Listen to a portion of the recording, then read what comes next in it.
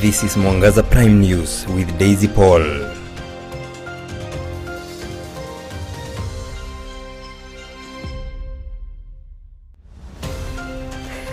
A very good evening to you on this 28th day of February. I trust you're doing fine. My name is Daisy Paul and our sign language interpreter is Naomi Mathu, and we welcome you to this program.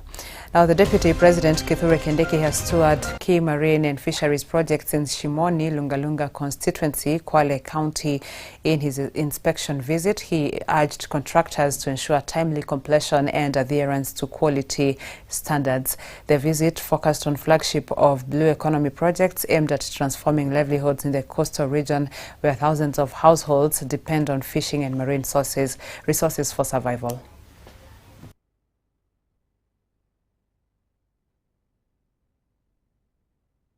Mambo ya uchumi samawati.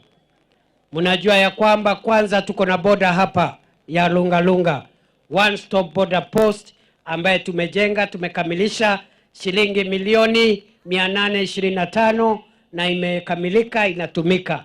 Lakini mambo ya uchumi samawati tumefanya mambo mengi.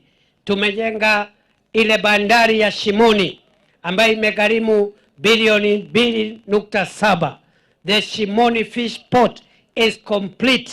Na sasa tumetafuta mwekezaji akuje kuoperate hiyo bandari ya Shimoni ambayo imejengwa na serikali ya William Ruto kwa kitita cha shilingi bilioni 2.7. Rais Ruto ni fire si fire.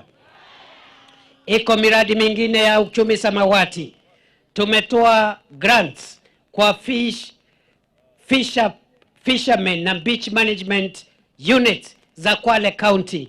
Tumetoa shilingi milioni 652 kusaidia beach management unit. Tumetoa boti za hizi boti ndogo kama boti 70 ambazo tumepeana hapa Kwale County siku hiyo Salim Mvurya akiwa waziri wa uvuvi na uchumi samawati. Tunajenga National Marine Research Center of Excellence kule Shimoni, 1.4 billion. Tunajenga pale Kombani Marine Academy and Center of Excellence for Port Logistics. Tunajenga na 600 million. Mheshimiwa, hii ndio mara ya kwanza ambayo hawa wananchi wa Kwale, wananchi wa jimbo hili la Pwani, ambayo wanasikia na wanaona mambo ambayo serikali inafanya. Sasa sisi tumeona serikali iko katika ngazi ya kisawa sawa. Huyu msaidizi ameonyesha ukakamavu, ameonyesha haki, ameonyesha utendakazi, na sisi kama chama cha UDA twasema Kindiki 2 term aendelee 2027 akienda mbele. Kazi zenu mnafanya bila ubaguzi. Kama ni nyumba za bei nafuu zinajengwa Kenya nzima, Lungalunga nao wamepata. Ni kweli si kweli? Kama ni mambo ya hiyo masoko inajengwa Kenya nzima na Lungalunga nao imepata. Juzi Mheshimiwa Rais alipokuja hapa kule Kwale State Lodge, alitupatia barabara ya kutoka Mwangulu iende mpaka Kinango, iwekwe lami.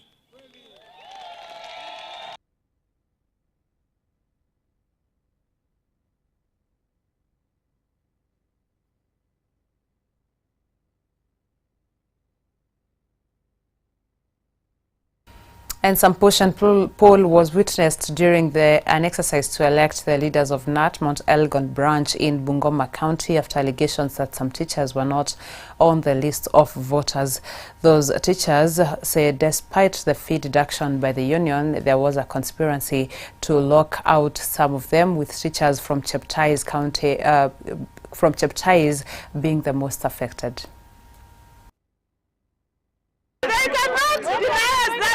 We have the right to vote. Tumeambiwa kwamba hatuko kwa list. unaangalia list huko, payslip wanakata pesa ya NAT, ID yake iko sawa, TS number iko sawa. But shida ni kwamba tulikosaje kwa list ya voting. Na the majority ambao wamekuwa affected ni watu kutoka Cheptais. Tunaomba OU kama inawezekana hii NAT igawanywe, Cheptais wabaki wenyewe na sisi wenyewe. So we are just doing things which are just abnormal. We are teachers, we are learned, and we need respect in the community. We have said from the union.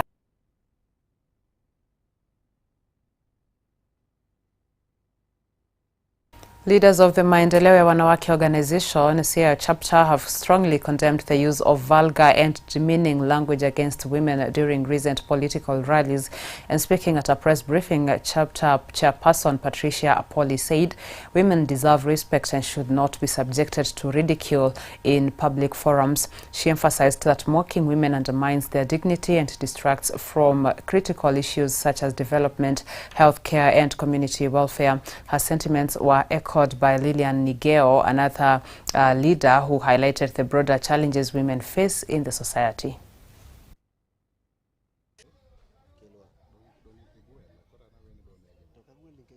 We have come here to condemn what I saw in the media yesterday. I saw somebody talking about the women. And you know, something inside the woman, it is only God who knows. He was the creator, he knows. But as I stand here today, I don't want, and I'm requesting that talking on women all the time in the podium must be stopped. The problem that we've been facing as women is quite large. Many of us do not want to speak about it, but we have to speak about it. In many times, we are mobilized to even look down upon ourselves. I want to say that it's very condemning when a woman decides even to do her own business, but someone wants to associate you with the sex part. We also have brains, just like men. And there's a say that what a man can do, a woman can do best. Instead of mocking us and even pulling us down and making us look small in the public or anywhere, in any domain, we want to echo it well so that all the politicians around, anytime you have forums, talk about the agendas, talk about development, bring women issues, the key issues that are touching women. We have childbirth, stillbirth we have, no one talks about them.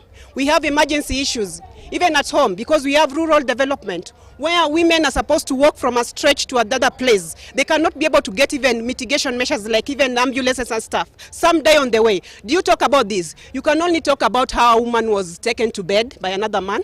I would want to echo my fellow women that in any forum that we have today, if there is any word that is uttered that is negative, go against it. Because we want a society of sober mind. We want a society of people who can reason together. We want a society where people can sit and listen to you, not a society where someone is sent to come and drive you away because they feel that whatever you have in your brain can be. We want a society where that downer part, the sex part, is additional value to you.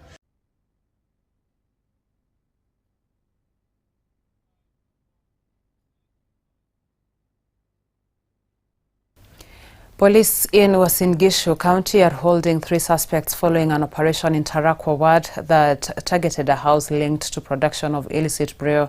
According to Uasin Gishu County Police Commander Benjamin Mwanthi, the suspects, 2 women and a man, had been conducting the illegal production just a kilometer away from Kondoo police station.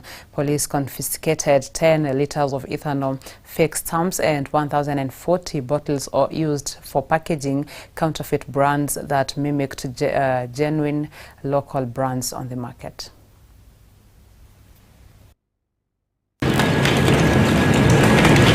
Police in Uasin Gishu County are holding 3 suspects following an operation in Tarakwa ward that targeted a house linked to production of illicit brew.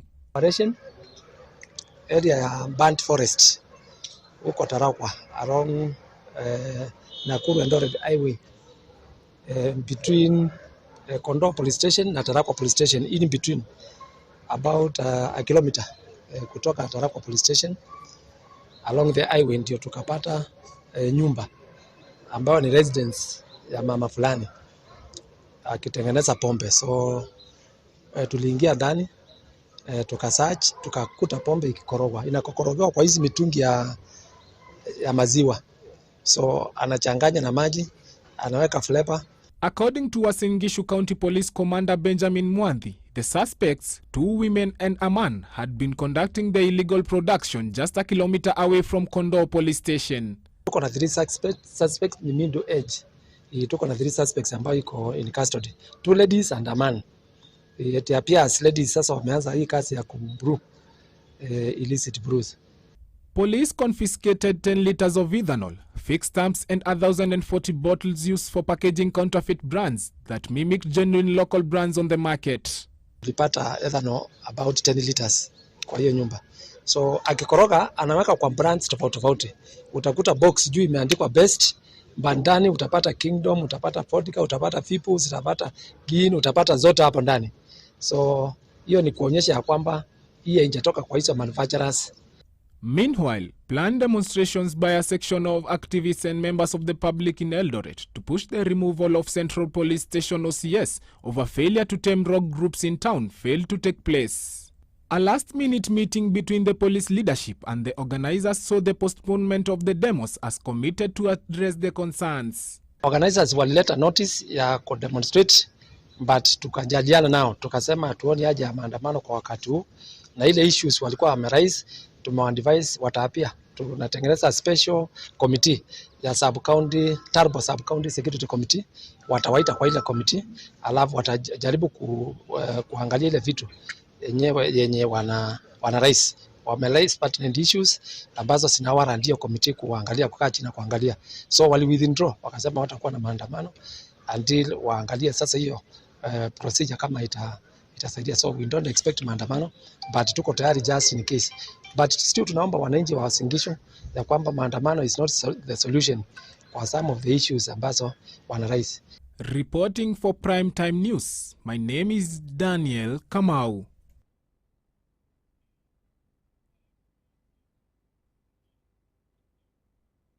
Thank you, Daniel Kamau, for that report. Now, women in human rights movement have today condemned the kind of violence being experienced in political rallies, as women and children are the most affected, saying it is the high time they bring sanity ahead of 2027. And speaking at Dandora during a sensitization seminar, they all said the government should find ways to end femicide in the country, as it's not going well with women in the country.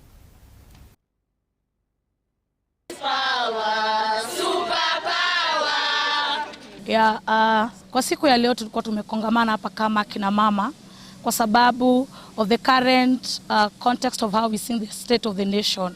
Na tukiongelea story of the state of the nation, one, tunaona bado the continued of high cost of living ambayo imeendelea kudepolarize maisha ya wananchi. Na jambo lingine ambalo tulikuwa tunaongelea sisi kama kina mama aswa, tunaelekea wakati wa election come next year. Na tunaona viongozi ambao wako kwa political leadership washaanza campaign. Na tunaona the unleashed violence ambayo inakuwa exposed kwa mwananchi ambaye ana speak truth to power. Unaona? So sisi tunasema kama kina mama, we will not be silenced no matter the amount of intimidation ambazo zinakuwa targeted to us as women. We will not be silenced. Kenya women are living under the shadow of fear. From our homes to our streets, safety is no longer guaranteed. In 2025 alone, at least 220 femicide cases were documented, an average of nearly 1 woman killed every day. More than 70% of this killing occur in domestic spaces, often at the hands of people known to the victim. Yet the response from the state institutions has remained inadequate, and access to justice continue to be out of reach for many grassroots women. We further condemn the continued abuse of power by security forces and the normalization of excessive force during protests and in places of detention. Economic relief for women in the grassroots. The government must reduce tax burden on essential commodities, including maize flour, cooking oil, and sanitary products, which train women-led household and informal workers. our conclusion is we refuse to be statistics. We refuse to die in silence. We are the majority. We are the providers. We are the voters. If the state cannot guarantee the safety, the dignity, and economic survival of women, it must urgently reconsider its priorities and its duty to the people. Many women are being forced to choose between basic necessities and healthcare. Reports of patients being turned away due to system failures are deeply troubling. Disruption in reproductive and maternal health services, including the Linda Mama program, are placing expectant mothers and adolescent girls at heightened risk. Healthcare is a constitutional right and must function as such in practice.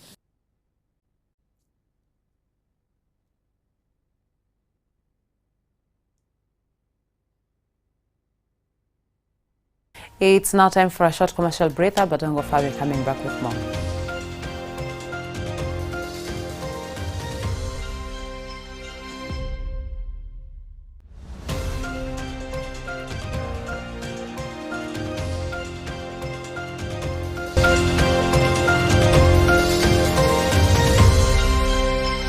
Water is going to help us in school to keep the children in school so that they don't have to go and fetch water. And secondly, because of ECD, it will help the children by starting to learn agriculture and taking part in agriculture. And in that way also, we want to attract them to come to school so that they can have extracurricular activity. It will be remiss of me if I did not tell you that I have been supported by His Excellency the President, and I'm thankful for this government because of what we are seeing in our villages today and what we are seeing next to us, things that are tangible that we can see. And for that reason, it behoves all of us as citizens to help our country, to help in security. We have so many insecurities here. We have to hold hands together. When the government is giving, as we are receiving, we should also be receiving. Now, our main focus is at Lake Basin is on water supply, like we are doing it here today. We are in fish farming, we are in honey, that is apiculture, we are in tree planting, we are in other projects which are many and cannot be mentioned here. But to make it as short as possible, we are happy also to be here and to be with you. And the President has always urged us to come and work with the community. That's why we are here. And again, as a responsibility for leaders, especially political leaders, like Madam is here, the AG, is to organize the citizens so that when funds are found, and to mobilize the citizens and organize them so that when funds are found, like in this one, then they go to particular projects which are at the heart of the community.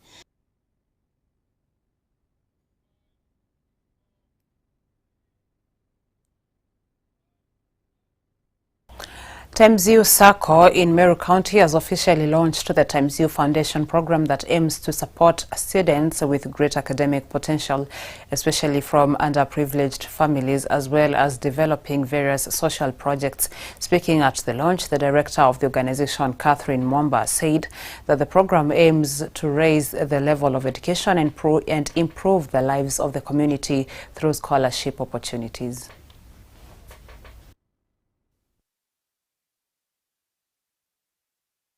Through these efforts, we have stood with bright students from needy backgrounds, supported environmental conservation activities, empowered women in enterprise, and invested in the potential of our youth.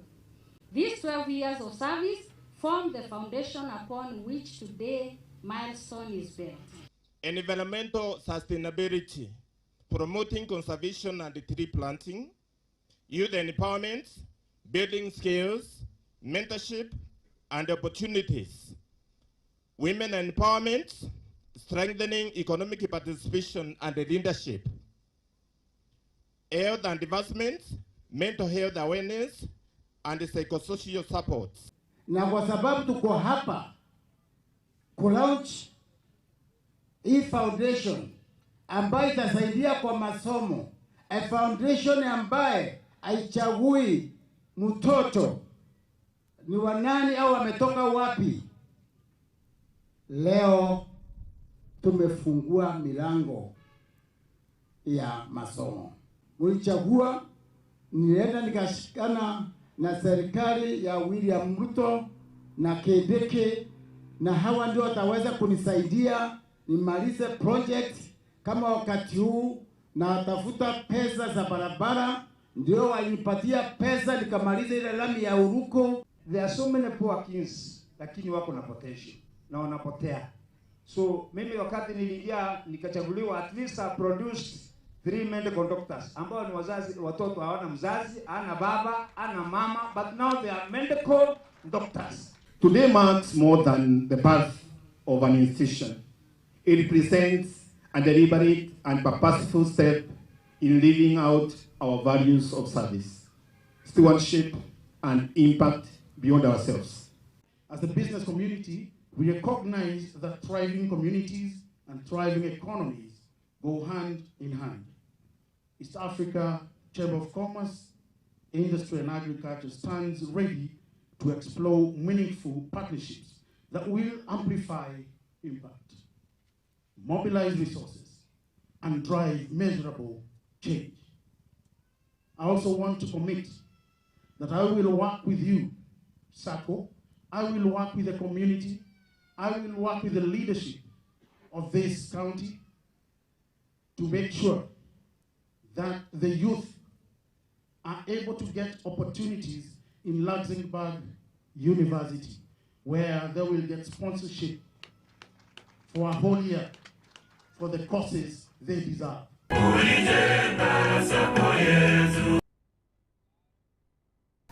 And with that report, we come to the end of this program. Many thanks for staying with us, and thank you to everyone that is behind the scenes for making this a success. My name is Daisy Paul, and Mwangaza is our sign language interpreter. On behalf of the entire team, we're wishing you a good night.